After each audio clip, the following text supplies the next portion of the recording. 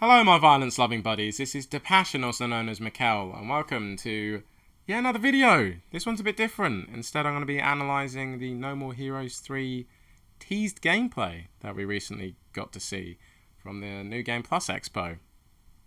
Suda51 was covering a third of the screen, but there's actually quite a lot to unpack here anyway. Right, so we'll get started on a fair few things I managed to notice. These features include returning gameplay mechanics, HUD and camera behaviour, visuals, and just the new No More Heroes 3 stuff. Travis can jump and roll, and both of these abilities are used really well within the gameplay. These sort of abilities were originally in Travis Strikes Again, and I'm happy that they get to be used again. Death blows are back in boss battles from No More Heroes 1 and 2, which is just a wonderful time. Just every time you just nail those death blows, like during a boss fight, it's so satisfying. It really stresses that you're just absolutely battering them. I just love it. Dark side modes seem to come back, but activate like they did in No More Heroes Paradise. They seem to be stored, and I'm guessing at the bottom of the screen. That or their effects are not as bombastic as they used to be. Oh yeah, and death blows seem to change Travis's beam katana to a killer red shade. This quick change effect has been seen twice officially in No More Heroes 1 with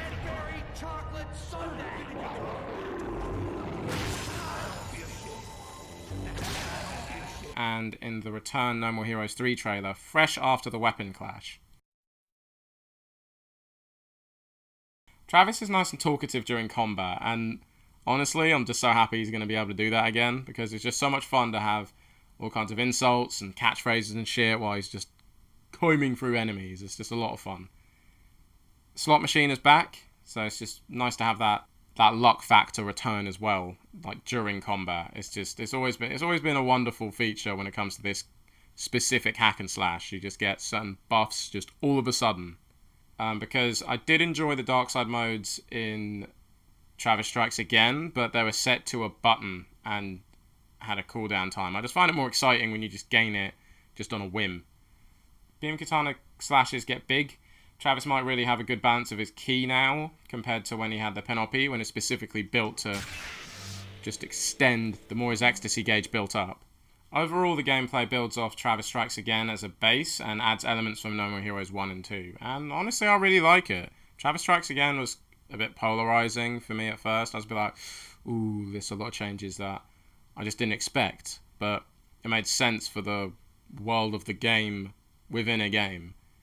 And judging from seeing not only the Death Drive glove make a return and also some of its abilities shown off, like with the mech suit, this game is really going to be an expansion on those kind of concepts and mechanics, and also have what we're familiar with from the first two No More Heroes games as well.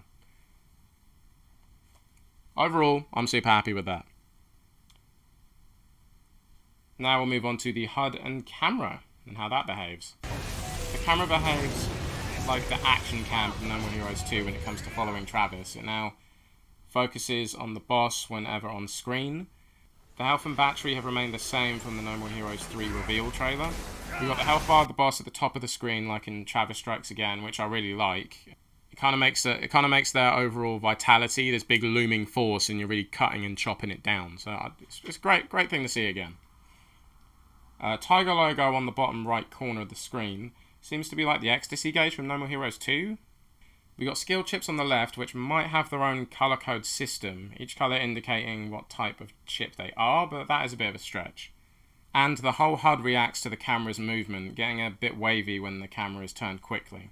Next we'll move on to visuals. Charging a beam katana gives off some sweet lightning bolts, making charging more exciting. The boss sheds purple blood after each hit. I'm glad this slashing fluids effect from Travis Strikes Again is featured once more. The purple blood goes into the tiger face too, so I guess this little ecstasy gauge thing, I'm just going to guess it is that for now. It builds up from specifically the alien blood, or just the fact that Travis is just beating Monfrez up like it's nobody's business.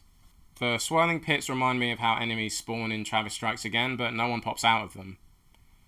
And finally, No More Heroes 3 stuff. This boss is hella tall, so Travis gets to face some truly big bullies, and honestly, after seeing the lineup of the aliens from the Return trailer, I genuinely forgot how tall Fu is compared to a regular human being. So if those Monfreres are taller than Fu, then yeah, goddamn. So we're going to be facing some towering behemoths.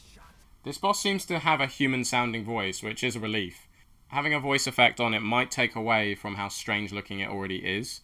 That harsh contrast of the absurd and the familiar is why I liked Fu's performance so much as a whole. Fu, what are you? I'm a goddamn superhero. This boss has some sweet attacks, especially the teleport to rushdown move. And finally, we get to see Travis ride the red motorcycle that was featured on the original soundtrack cover. Dead Orca Force track, I believe? This is the first time seeing it in action.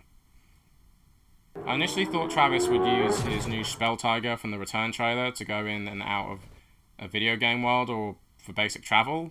Now seeing this red motorcycle blast off into a portal similar to the boss that we saw earlier makes me think that in our journey up the galactic superhero rankings, will have us literally travel through the galaxy. If so, it would be sweet to visit John on Mars again. And that's all the stuff I could unpack from the leaked No More Heroes 3 gameplay footage. Let me know what you guys think, and also if there was anything else that you lot noticed. If you enjoyed, you know the drill.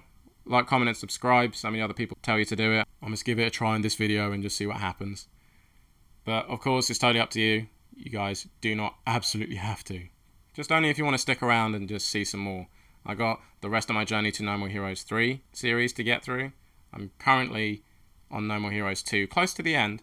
And then after that, I'll have Travis Strikes Again. Then yeah, I'll be just all up to speed. Hopefully I'll finish my Journey to No More Heroes 3 on time. But until then, this has been Depassion, also known as Mikal. See you on the next journey. Take care.